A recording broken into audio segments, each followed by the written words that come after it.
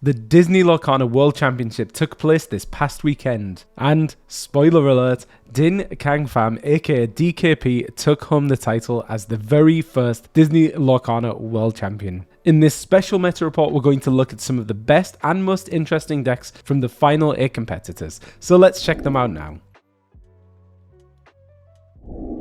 That's right, the Disney Lorcana World Championship took place last weekend, capping off the first season of Disney Lorcana. This was a 28-player event. All of these players either won DLCs, becoming champions there, or were high enough ranked in the regional championships to make it through to the World Championship. So some of the best players around.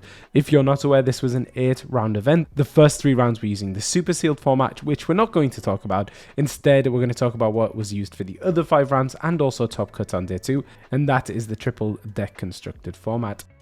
And this was the meta breakdown from this event. As you can see, just an absolutely crazy variety of decks, which makes sense. This is a very, very unique format. There's a lot of metagaming and mind gaming going on to what the players pick, because you are able to ban one of those decks all the way up until the final. And so players would make and construct decks based on what was going to have the best chance, based also on which deck they were planning to ban from their opponents. So lots of very fun, interesting stuff coming on here. Some great deck building by some of the greatest Disney Lorcana minds around. But just from a very high level of what this metagame is showing, Ruby Sapphire Items was the most represented deck overall by quite a wide margin, in fact. It's a deck that's super, super powerful, has really good game on the draw because of its ability to accelerate ink, which helps you kind of negate that going second disadvantage, and has a really, really powerful endgame with access to some crazy amounts of removal. We're seeing a lot of other old favorites in this list. We're seeing the aggro Amethyst Steel deck list. We're seeing discard Amethyst Emerald. A lot of these choices are naturally made based onto what players were expecting in the field, and again, what decks they were able to ban. But of course, the huge thing to say is the others column. This is 22% of all decks kind of fall under that other category, not represented as one of these main archetypes. And that just goes to show how much variety there were. We're going to look at some very, very spicy decks indeed. And yeah, so many interesting things to check out at this event. I would definitely recommend, if you haven't already, checking out the Disney Lorcana official Twitch. Also in different regions, I know Italy, France were also doing their own streams of the event in case you want to see it in your own language. But just some of the most fun, tense, stressful gameplay you can imagine, and just definitely a joy to watch and enjoy over this weekend, and some great commentary and casting as well from the team there. Altogether, very successful event. And then when we come to looking at the top 8 breakdown, of course, as I said at the top of the video, it was DKP who took down the event using his trademark Ruby Sapphire deck, and then also bringing Amethyst Steel and also Amber Emerald, very aggressive versions of those lists, which we're going to look at in more depth.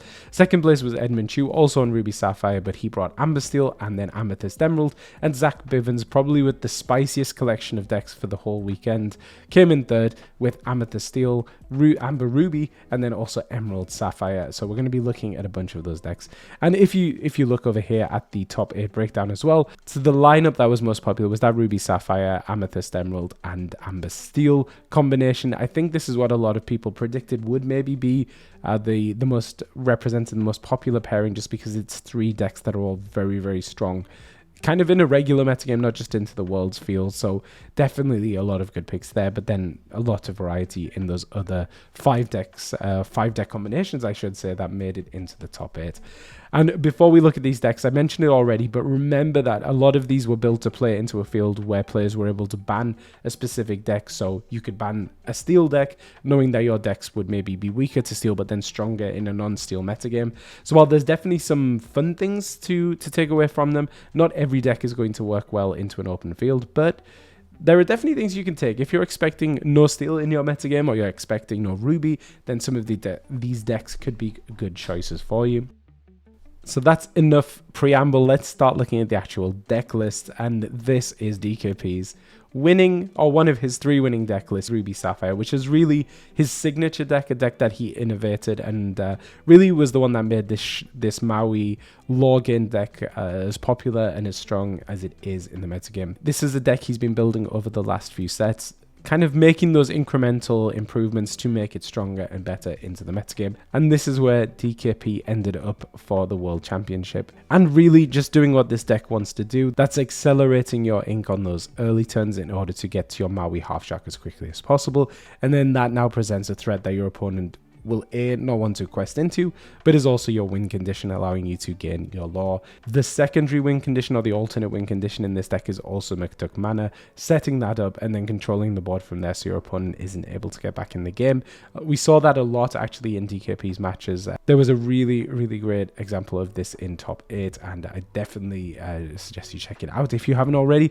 But the one spicy thing in this list is the carpet bag, aiding with some extra card draw in this list. This isn't like the item heavy list that we see that we're going to look at next. This is more focusing on that lore gain goal, but since you do have something like Tamatoa Happy as a Clam, then Merlin's carpet bag is something you can use with him, in conjunction with him, to get for free. But then once you've set up the carpet bag, you can then start recycling your popsicles almost infinitely, which is going to just give you more card draw and more ways to cycle through your deck. So very fun inclusion there, and you will see it did actually have a huge impact in some of the games that it was used.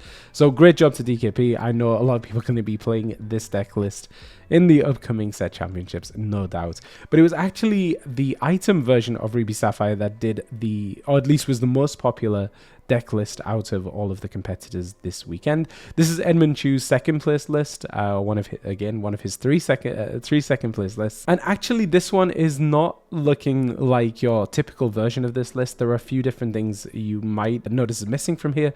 The first one is Be Prepared. Ed did speak about this in a lot of detail on the latest Podcana episode, but he just felt that he could cut back on the Be Prepared. It prevented it getting swiped by something like an Ursula, and he had other removal in this deck list that he felt was kind of good enough to kind of not necessarily need the Be Prepared, especially when so many of the matchups were going to be the Emerald matchups, and every Emerald deck basically runs Ursula. There's also no Grandma Tala in this list, and the reason being is because Ed has chosen to include Visions of the Future instead. It has a similar effect to Grandma Tala, but it allowed him to set things up, like being able to look for Sisu when he has 5 ink, the small Sisu or the big Sisu, in order to then set up the shift line on the next turn. So that's kind of how he was looking to control the board. The other answer in this list he has is the Bell, which ideally he's going to be wanting, or anyone's going to be wanting to play on turn 1. So opening with either a Vitalosphere, but ideally a Popsicle, and then dropping the Bell in right on top of it, allowing you essentially to control some of that early game aggression. The main draw engine of this deck is the Maurice's Workshop. We've seen this recently in a lot of these Ruby Sapphire item lists. It is incredibly efficient, and there are definitely turns where you can just really be playing a bunch of items, cycling through your deck, drawing a lot of cards, setting you up to have all the answers you need, and then once you've controlled the board, once you've drawn through a bunch of your deck, then you close the game out with your Tamatoa and Lucky Dime. So it's a deck we know has been doing really well in general in the metagame, and this is a very interesting slant on it. Possibly not the best into, again, a wide open field, but Ed was really playing to a specific strategy, and yeah, great deck for that.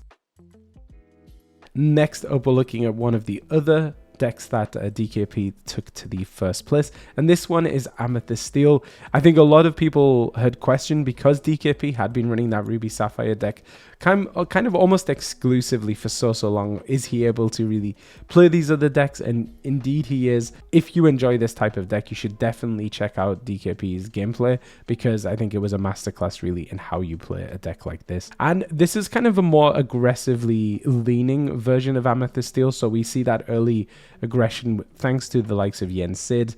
This is a card that we did see starting to pop up recently over the last couple of weeks in different metagames. Just a really great way to eke out some of that lore early game, but of course also has that really nice synergy with the brooms, allowing you to draw cards, which of course you want to do because you're going to be playing a lot to the board and very quickly. You've also got the library in there, additional card draw, but also that lore pressure as well. Placing one of those 1-drop characters into the library and then getting 2 cards off them just can really put you ahead of your opponent in card advantage. And then of course closing out the game with the likes of Genie, that 2 questing ability just makes the games go super quick, but also things like the Goat and the Giant Cobra. And actually in the final there was a point where DKP had I think 3 goats in hand, and it was just clear the game was over because there's just not really much a deck can do against that unless they have something like a Pirate's Life. I feel like this is probably a version of Amethyst Steel you could just bring straight away with you to play at your local store. It's just a very, very strong build. Zach Bivens, who took 3rd place, losing out to DKP in the semi-finals, brought this version of Amethyst Steel, a lot more mid-rangey, so it doesn't have the early aggression with the likes of the Ensid, instead favouring more of the control options with the likes of Strength of Raging Fire. And then along came Zeus, and Zach's deck list has even more of that uninteractive login with 4 copies of the White Rose, helping to really close out those later games when you maybe have lost the board control. But again, another very solid list depending on the playstyle you prefer.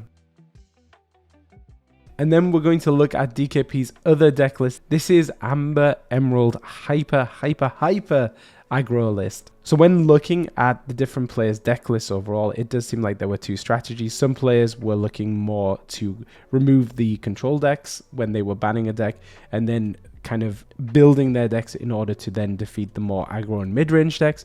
And then other players were looking more to ban the steel decks and then have more aggressive decks. And that was kind of the case with DKP's lists. And you'll see this one very, very aggressive, designed to win on the play, but also to really go under control decks as well, even if you're on the draw. So you'll notice there are a lot of 2 lore questers in that 1 cost slot. Fred, not a 2 lore quester, but when he's challenged, then he is going to be gaining you that extra 2 lore, so very aggressive there. In the 2 cost slot, we see the 4 copies of Piglet, just such a strong card, but also 4 copies of Olivia Flavisham. There were a few 1/1 questing for 3 in turn 2, and this is the one for Emerald, and very, very strong card. And even if it's bounced back to your hand with something like a Cloud Kicker, it's such a cheap card to then redeploy and continue to apply that lore pressure. We've got 4 copies of Baloo and Donald, so ways to protect your characters, but also giving you some extra reach with Donald's ability and Baloo giving you that guaranteed lore. But then actually in the 3 cost slot, we see some quite interesting things, because we've got Hera, Jetsam and Prince Philip, who are all 2 questers, but they're also warded characters, which give you something that is a lot harder for your opponent to remove without access to something like a Be Prepared or a Sisu. But then because we do also have Ursula in this deck, though, you can remove the potential board wipes in order to keep them on the board. So yeah, if you watch any of these games, DKP was able to really close them out super quickly, which is what this deck wants to do. And for players who do enjoy the more hyper aggro strategy, I think there's definitely something in this deck. The warded characters give you some versatility against steel, whilst also giving you that early game aggression. So definitely a fascinating one, and a deck that I don't think was on too many people's radar. Again, just DKP showing he's able to win with things other than Ruby Sapphire, and doing it in such a fun and unique way. And then one of Ed Chu's other lists, this is Amethyst Emerald Tempo. And we do know there are 2 ways really to build Amethyst Emerald. It's either this, the Tempo version, or the discard version. The Tempo version tends to do better when you're into those more aggro or mid-range strategies, which checks out because Ed was really looking to ban the control decks, and I think this is the right pick if you're not expecting that much control at your local metagame. Like a lot of Ed's list, this is full of consistency. We have lots of 4-ofs, but he has gone for the 3 copies of the Crab, 3 copies of Cricky, and 3 copies of Iago in order to allow the 3 copies of Cloud Kicker, which he did say on Podcorner was something that he added to the list right before they actually had to submit the deck list as a way to counter the aggro that he was expecting at this event. And this is a strategy we know it's going to be trying to get down that Diablo as quickly as possible and then protecting him by removing potential answers with your Ursula Deceiver. Amethyst Emerald has access to Pull the Lever and Wrong Lever, which is just some of the most efficient removal in the game, but also it's such a good way to both draw cards, but also can be a discard strategy as well, even though that's not really the goal of this deck. And we don't talk about Bruno, again, just helping you get rid of those bigger characters later in the game. And when you've got the likes of Elsa and Cricky, you can sing it with both of those. And Cricky there really to help with those board states where you need to challenge down your opponent's board. He is there to do that, and he also quests for 3, so very strong aggressive quester there. And then Mo Shamblin, who took top 8, has this more discard version of the list, which is better if you're expecting a lot of control decks. And actually Mo, I believe, said he was looking to ban the steel deck, so again, this is the right pick for that. It has the similar strategy of wanting to set up that early Diablo, just still, even to this day, one of the most valuable cards in this game, because he is able to just generate so much value once you've set him up. He can also sing your songs like your Bibbidi Bobbidi Boos, your Friends on the Other Side, your Sid and Shells, all of which make him very useful, in addition to just being a difficult to remove threat in most matchups. Mo did say over on Twitter that one thing he would do to this deck if he wanted to adjust it to be more playable into a wide field is add in the Peter Pan, Shadowfinder and Iago, which are missing from this list and which really do help in those steel matchups. So that's certainly an approach you could take if you wanted to bring this deck list to your local meta. And before we look at the next deck list, I just want to give a huge shout out to the sponsors of today's video, Heavy Play. Heavy Play have their Equip Mag system, which allows you to connect your deck box to your dice box and your playmat, all with the power of magnets, and it makes it super easy to switch between tables when you play. They also have their curved sleeves with curved corners, which mean you'll never have a card upside down in your deck again. If you want to get your hands on any Heavy Play products, you can visit them at heavyplay.com and use the discount code Inkborn10 to get 10% off at checkout. So thanks again to Heavy Play for sponsoring this video, and then we're going to look at Ed Shoe's third list, which was this Amethyst Steel list. It's technically a Steel Song list, but looking quite different from the Steel Song list you're probably familiar with. A lot more control focused, and because of that includes the 8 copies of the Troubadour and Ursula, full 4 copies of each, which just really give you that consistency to be able to set up that Singer 4 on turn 2. There's no Whole New World in this list. It's a card, as you may know, is not so great on the draw, so when you're expecting to maybe have to play this deck on the draw because you've won with your other deck, then it's a potential liability you want to remove. And so instead, in terms of card draw, we have 4 copies of Beast and we have 4 copies of Namari.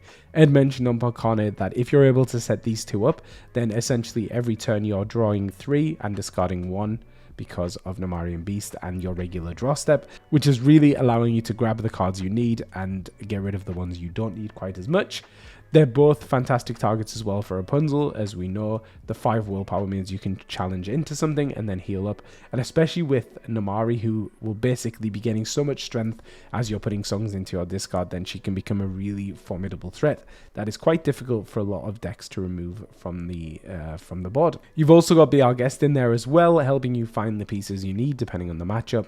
And one thing to note here is we don't see any copies of Lawrence. And again, Ed said on Podcorner, they're just not really doing much when you're on the draw. They're much better on the play. So instead he's preferring this more control strategy to allow him to have a better matchup depending on whether he's going first or second. So it's a really fascinating way to build this deck. By sacrificing the aggression of something like Smee and Lawrence, it does weaken it into control matchups, but of course we know Ed was looking to ban those control decks when he was playing against them. So definitely a lot to like about this one, but maybe not the deck you will take to your locals unless you're not expecting a lot of control decks. Next up, a more aggressive version of Amethyst Steel, this time from Mo Shamblin, and who lost in such an emotional match against Zach Bivens in that top 8. And for those who don't know, Mo actually lost his first 2 matches in day 1, but he went from that 0-2, winning everything from that point on, and then to go on to the top 8. So great job to Mo. It's always nice cheering for the underdog, and I feel like maybe he started off a bit like the underdog on day 1, but was able to turn it around and had a really great performance. So this is a more aggressive version of this list. We do normally see Cinderella, Ballroom Sensation in the 1-cost slot, but none of that in this list, instead favoring the Lilo Making a Wish for that early aggression. It also means that we have fewer songs in this list. We only have 3 copies of Strength for Raging Fire. This is a way to deal with some of the bigger things. If your opponent is starting to build up a bigger board, then you can use that, and you have plenty of characters who are able to sing it. There's so many different things in this list, so many interesting things. We have 2 copies of John Silver, a card that I really like, just another way to disrupt your opponent whilst also protecting your characters. We've got the 2 copies of Vinny, which is just perfectly played on a turn when you're expecting something like a Be Prepared or a big Sisu. He's there to give you that lore and make your opponent really think twice about whether they want to do that. 1 copy of Sven to ready and protect your characters, but he also quests for 2 as well, which we know is very important. And 2 copies of the 7 Dwarfs Mine Train. A little bit of extra removal there for you, but also the lore pressure as well. So lots of fun things in this list. And then we also have this list from Luca Lazara, who actually took 4th place. More of the traditional Amber Steel aggro list that we would expect. So this one does have the Cinderella Ballroom sensation, and because of that we see more songs, a lot of aggression. But I did want to call out the one copy of Goofy in this list. A really great synergy, of course, with your Mr. Smee, but he can also be there as a way to protect your characters by readying them at the end of the turn. But it also allows you to do things like challenge with your Lawrence to remove a threat on your opponent's side of the board, but then ready him at the end of your turn and hopefully heal him up in order to then get value out of him and get him back up to that 4 strength. So very fun list and great job by Luca. Next up, we have this Emerald Steel list from Elie Vapier, who took top 8 at the event. Very much the traditional Emerald Steel list that we have seen going around, but it does have a couple of extra little things mixed in for some spice. The biggest one, of course, being Maui, not a card that we generally see in these lists. But if you're expecting to see a lot of item lists, which we know there were a lot of at this in this metagame, then potentially a very good pick. And I would guess, just looking at this list, that probably Ellie's plan was to ban the steel deck lists. Because of that, we only see 2 copies of the Muses. Generally, you probably want a few more copies of those in order to help you control both the aggro and the steel lists. But then, of course, with that inclusion of Maui there to help you deal with the items as well. We have 3 copies of Beyond the Horizon. I know players are a little bit divided on whether this card should be included in this list or not, but of course Elie including it, and obviously it doing really well for him. But if you want to see something very out of left field, we have this deck list from Lucas Cooper, which is an Emerald Steel aggro list. And we're going to see another one of Lucas's lists later on, but he was the only player to bring Amethyst Sapphire to this event, and because of that, he's obviously built this combination, this Emerald Steel, to be the aggro list for the event, which is what a lot of players were doing. And because of that, it does have a lot of those early aggressive questers with the likes of Curse Merfolk and Fred, as well as Flynn Rider. We know such a good card that's both aggressive and can also help deal with your opponent's cards by forcing that discard. But he also includes some other really interesting low-cost 2 lore questers here. Mr. Smee, of course, a staple really of an aggressive steel list, but we also see 4 copies of Mr. Arrow as well, just to have another aggressive 2 lore quester. There are 4 copies of Captain Hook in this list, 1 for questing for 2, but when he's challenged you get to draw a card. The 4 willpower, of course, difficult to get off the board, but also a character that is going to then help you generate some advantage through cards. And because this is an Emerald deck, it does allow you to do all of the sneaky Emerald things.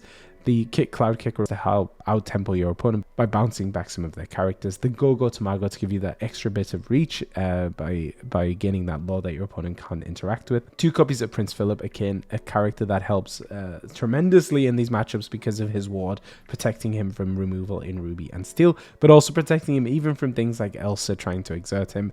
And then 4 copies of Vinny. Again, I think Vinny is just such a good card in these Steel aggro lists, so it's great to see it included here. So yeah, lots of really interesting things and such a unique deck to build. So there weren't a huge amount of Amethyst Ruby decks at the World Championship, but we do have this one from Luca Lazara, who took 4th place. And we have seen this list doing really well recently. It's got all of those things you'd imagine, the Peter Pan Shadow Finder, which helps by giving you evasive characters like Iago, but mainly Maui Half Shark, the Rush, which allows you to get immediate value from both of those. I think a lot of people are realizing the 7-cost Hades is actually such a good card as a 1 or a 2 of in these lists. You've got a lot of characters that have quite a bit of willpower, and being able to put a little bit of damage on them to draw cards is just crazy. But you've also got this really fantastic synergy where you can put something like a Diablo in the library, then play Hades, and you're drawing 4 cards, which is just absolutely crazy. And you will see in a lot of Luca's games, he did really look to draw as many cards as he could, and really closing and winning these games through sheer card advantage. By having so many cards in hand, you just have all of the answers you need to the different situations, and that's really the flexibility of a deck like this. So I did mention that there was only 1 Amethyst Sapphire deck list at this whole event, and it was this one from Lucas. And really building on that typical game plan that we come to expect, it's going to be accelerating the ink early on in order to get to your really strong Amethyst cards toward the late game. We've got the Popsicle and Bell combo in there. Ideally, you want to get that on turn 1 to help with early aggression, but it's always a card that can fight back against your opponent's sideboards later on. There are a few fun additions in this list. We see 1 copy of Ratigan. This is is a card that has been included in some Amethyst Sapphire lists. Really good if you're able to get him down. His ward just means he's going to stick around and your opponent is going to have to make several unfavorable trades into him in order to get him off the board. Can't be outed with something like Let It Go or a Hades, so he is often quite well protected. We see one copy of the Croquet Mallet, another item that synergizes with bells, synergizes with the Tamato, happy as a clam, but also gives a character rush which can help deal with your opponent's side of the board. So yeah, a great list here from Lucas. So now we're really going into the spicy territory in these last few lists, and the first one is Zach Bivens' Amber Ruby aggro list. It's not a races list, there are some races in here, but let's talk about it.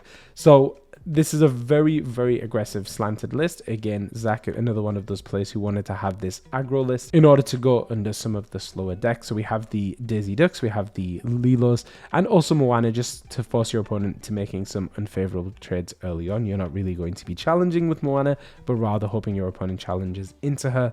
And then the strategy with this deck, because it has access to Amber, it's going to be using the Bodyguards, the Jim Deere, but also the Minnie Mouse Jewel in card that we have seen. And they're all going to be there to protect your characters, to allow them to quest ideally for as long as possible. And in particular, Minnie Mouse and also cards like your Mother Gothel and your Sisu are all perfect targets for Rapunzel to heal them up, but also make sure that you don't get caught out with a Go-Go Tamago. And then, because obviously aggro decks can be quite fragile at times, we do have ways to gain that uninteractive lore. Goofy, of course, one that we know and love, but we also have 4 copies of Gloyd Orange Boar, who when you play him, your opponent loses 1 lore and you gain 1 lore, and we did see Zach use him to great effect in a few of his matches. So really great looking list here, complete innovation from Zach, and great job to him taking 3rd place. And another really fun list here from Zach Bivens. This is Emerald Sapphire items, and this is a deck that's looking to build value engines, so it does include the 4 copies of Oswald. As soon as Oswald's down on the board, if your opponent's not able to remove him, then you can start generating value by cheating out those items. And we do have a lot of items, and a lot of items you may not have even seen played before. There's so much to say about this deck list. Definitely check out Zach's games if you're able to, because he was doing some crazy things with things like the Galactic Communicator, probably an item you've never seen used outside of a starter deck, being able to return characters to hand to really slow down the tempo. The Emerald Coil to be able to give his characters evasive, to take down all of the evasive characters that we know a lot of decks are running at the moment. But I think the star of the show is the Ratigan's Marvelous Trap. For those of you who don't know, this is an item that you can banish and you remove 2 lore from your opponent. So because this is an item deck, it tends to be a little bit slower, and you would see a lot of decks getting really, really far ahead. And there was certainly a game against Luca, where Luca had really gotten quite far ahead with the lore, but then Zach was able to keep reducing the lore with Ratigan's Trap by banishing it to use the effect, returning it then with Tamatoa, and then replaying it again, and all of those fun stuff. So it just created this loop that basically his opponent, because he was playing Ruby Amethyst, didn't have any ways to out the items, and because of that, then Zach was able to just grind out the victory. Some of the most tense games, really setting up some board states that were absolutely crazy, and then being able to close it out with the Tamatoa. Again, because it's Emerald, we do have tools like the Cloud Kicker to bounce cards back to hand. Louis, a really great way to slow your opponent down as well, and often forcing the unfavorable trades. And then Under the Sea as well to clear the boards, especially when you've got the Sapphire Coil to pair it with there. So probably one of the most interesting decks. It looked like it was really hurting Zach's head to figure out the right line, because there are so many possibilities, so many tricky things you can do with this. And I know some players are absolutely going to love this. If you're not an item fan, probably don't touch this one. But if you like items, if you like that kind of playstyle, and maybe a control deck that's not using Ruby, then I think this is definitely a really interesting one. And again, amazing innovation from Zach to bring something like this to this event. And then the last list we're going to look at today, there were many other really interesting lists from this whole event, so many interesting deck building decisions, but if we talked about them all, this video will be like 6 hours long, so we're going to use this as the last one today, and this is Amber Sapphire Hyper Aggro using puppies. Everyone was really excited to see Patch and Thunderbolt taking center stage during Ellie's matches, and such a fun deck. Again, another player with that strategy of bringing a hyper aggro deck to hopefully get that win on the play, and then use one of the other decks on the draw. Lots of early aggression again, as we'd expect. So we do have the Daisy Ducks. We have Patch, who, if you're able to get that second copy of Patch down, then he's going to quest for 2, as well as the Popsicles. So that's an alternate line if you need to get Bell, but also good if you're forced into a position where you need to be responding to your opponent's board. We've got the 4 copies of Ludwig van Drake, a card that will be placed in your inkwell when banished and can also remove potential answers from your opponent's hand. And then after that, more and more aggressive questers, Piglet, Anna. And it's another deck list because we do have access to Sapphire, where we can include those warded characters like Duke Wesselton, Penny the Orphan, and Wendy Darling, and of course Alice and Zipper. It just never ends. So many warded characters, and really strategy here is going to be getting those early aggressive questers out, and hopefully if you're able to open with Patch, then you can get your Thunderbolt out on turn 3, and a 3/7 bodyguard who also quests for 2 is just going to be a lot for most decks to deal with no easy ways to get him off the board. We've got the 3 copies of Rapunzel, who can heal up a character like Thunderbolt or maybe Anna, because a lot of these characters do have quite low willpower, and 4 copies of Sven, just doing so well in these aggro lists as a way to ready characters, but also representing an aggressive threat as well. This looks like such a fun deck if you want to try it out yourself. So that's it for the meta report this week. A lot of really interesting and hopefully exciting things that are going to spark some creativity or maybe give you some ideas for your upcoming set championship. If you enjoyed this video, please do be sure to give us a like and subscribe for all of our future content.